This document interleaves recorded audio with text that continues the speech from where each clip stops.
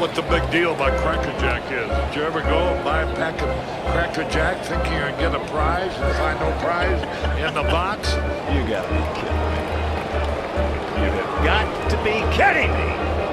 Freehand is beating his net at the plate. Crawford is over there watching. Good see, sir. You're in the wrong seat, buddy. Come on. Oh, I must be in the front row.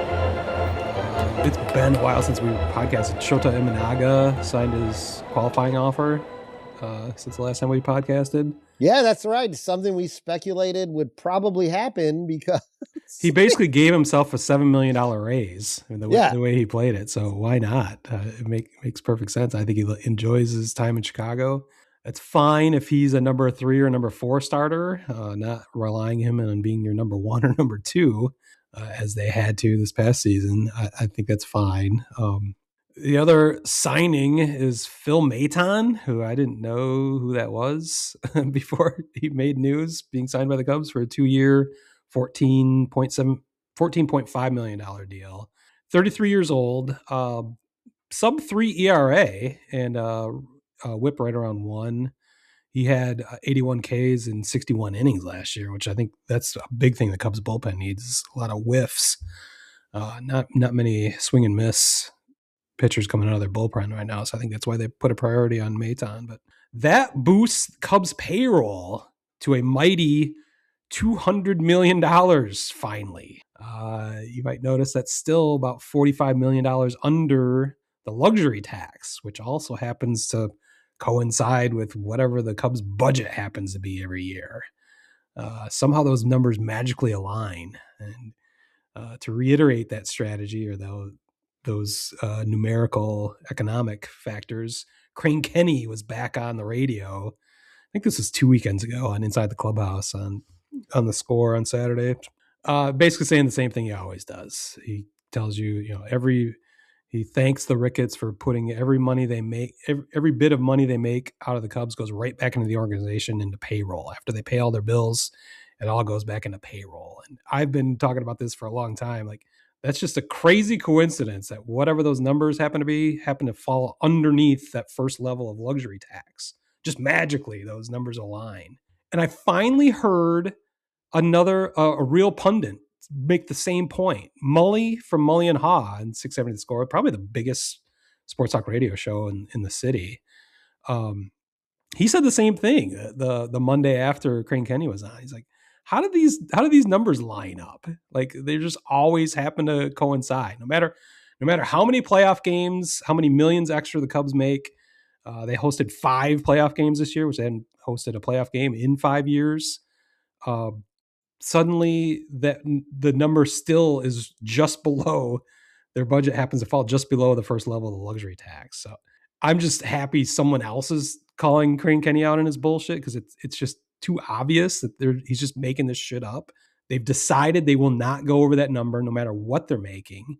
This is on the heels of a article that came out, I think it was in Forbes earlier this summer. This is not a new article, but it talks about the Cubs being the most egregious, spending the least amount based on their revenues. Now, these are projections. Nobody knows for sure what other teams' revenues are, but these are all based on partly public knowledge. There's only one publicly traded company that has to report their earnings every year, and that's the Braves.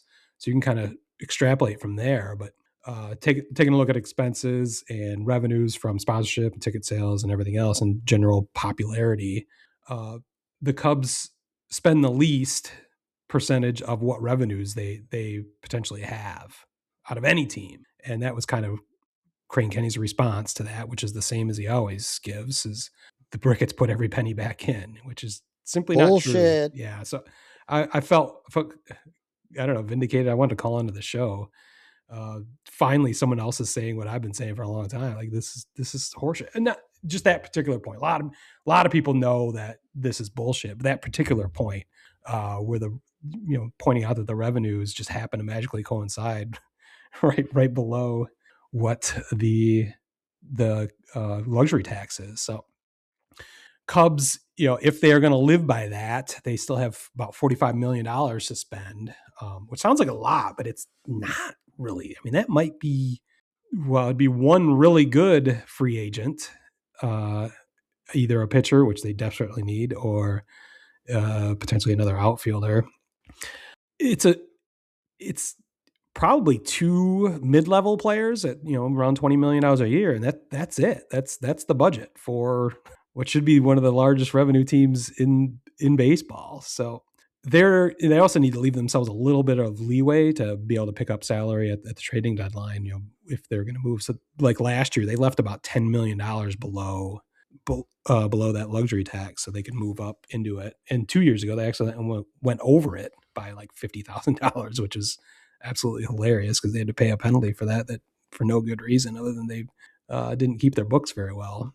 So I don't know how much more the Cubs are really going to be doing because of their self-imposed restrictions. So it's kind of a frustrating scenario, which has been how the Cubs have worked for the last 5 years, ever since the pandemic. So I guess we'll see. I mean, we already know that Kyle Tucker is not coming back. The other fascinating thing about how the Cubs have positioned themselves is they have exactly one player signed past 2026, and that's Dansby Swanson, who signed a 7-year, 170 something $1 million deal a few years ago. So he's on the books, but everyone else comes off the books after next season, which is, I don't think there's any other team in remotely that kind of situation. Like the Cubs could have a completely different roster whenever they come back, if it's 2027 or 2028. Everybody has to be re-signed or let go. So this is like the craziest time for the Cubs, at least for their payroll, their free agent situation, and what they do going forward. So if Jed's strategy is that there is going to be a work stoppage and coming back, there will be completely different rules.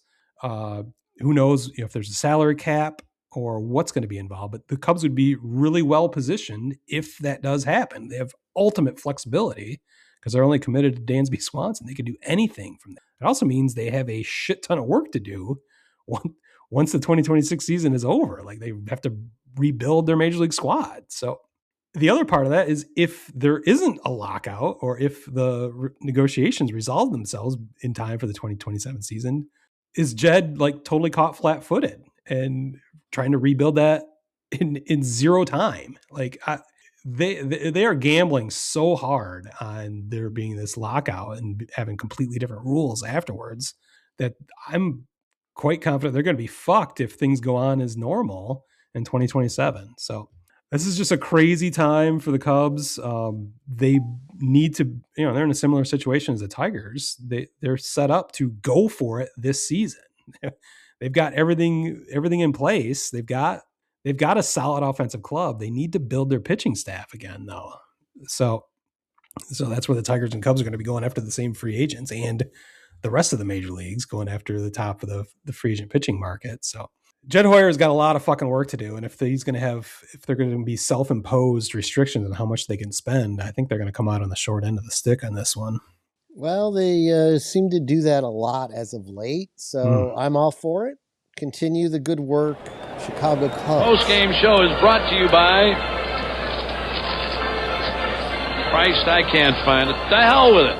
One guy poured beer all over my head. The guy said, "How can you take that?" I said, "Look, that man didn't do nothing. He poured some beer on my head. He's just showing he's a White Sox fan. There ain't nothing wrong with that." Sparky, a million thanks for, as always, the most interesting interview. And now today, let's just have a lot of thrilling baseball and not so many fisticuffs. Word Hole Media.